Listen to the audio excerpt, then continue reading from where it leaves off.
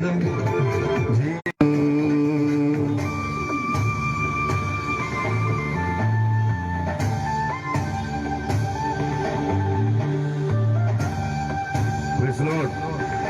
യേശുവിൽ വിശ്വസിക്കുക, എന്നാൽ നീ നിന്റെ കുടുംബവും രക്ഷ പ്രാപിക്കും.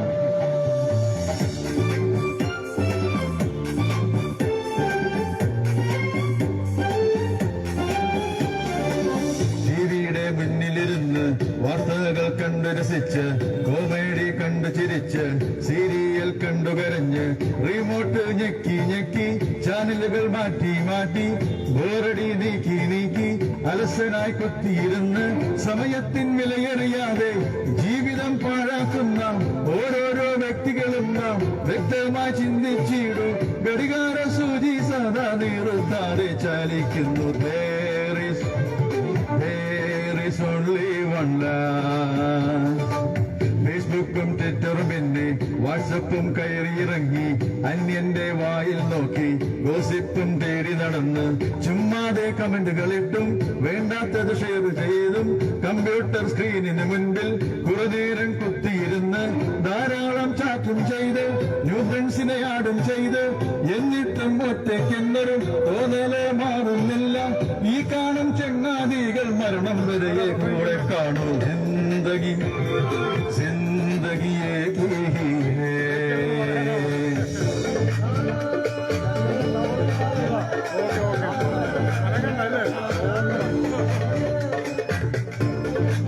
നമുക്കൊരേ ഒരു രക്ഷകൻ കർത്താവായ യേശുക്രിസ്തു മാത്രം. വിശുദ്ധ വേദപുസ്തകം പ്രകാരം ജീവിച്ചാൽ നിത്യരാജ്യം അവകാശമാക്കുക തന്നെ ചെയ്യും.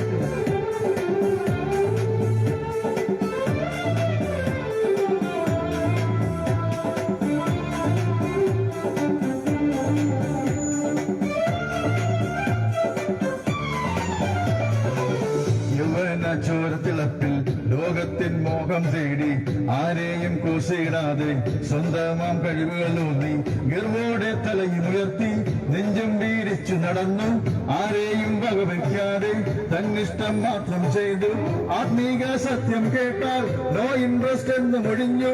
ദൈവിക ഭക്തിയുമില്ല, ദൈവത്തെ പേടിയുമില്ല.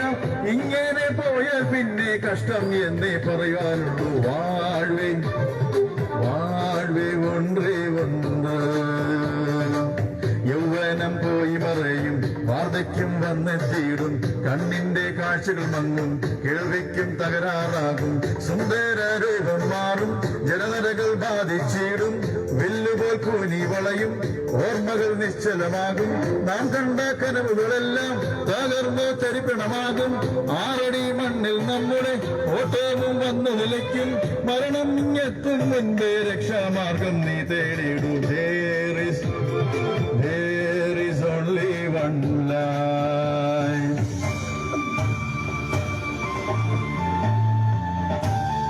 തന്റെ ഏകജാതനായ പുത്രനിൽ വിശ്വസിക്കുന്ന ഏവനും നശിച്ചു പോകാതെ നിത്യജീവൻ പ്രാപിക്കേണ്ടതിന് ദൈവത്തിന് നൽകുവാൻ തക്കവണ്ണം ഈ ലോകത്തെ സ്നേഹിച്ചു.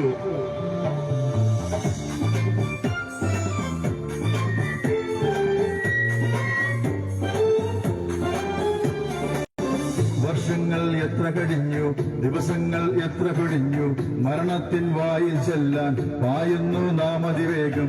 ഇഹലോകവാസം വിട്ടാൽ എവിടെ നാം ചെന്നെത്തിയിടും, നിത്യമായി ജീവിച്ചിടാൻ അകതാരിൽ ആഗ്രഹമില്ലേ. മരണത്തെ ജയിച്ചവനേശു സ്വർഗത്തിൽ വാണിയിടുന്നു, നിന്നെയും ചേർത്തിടുവാൻ അൻപോടെ മാടി വിളിക്കൂ.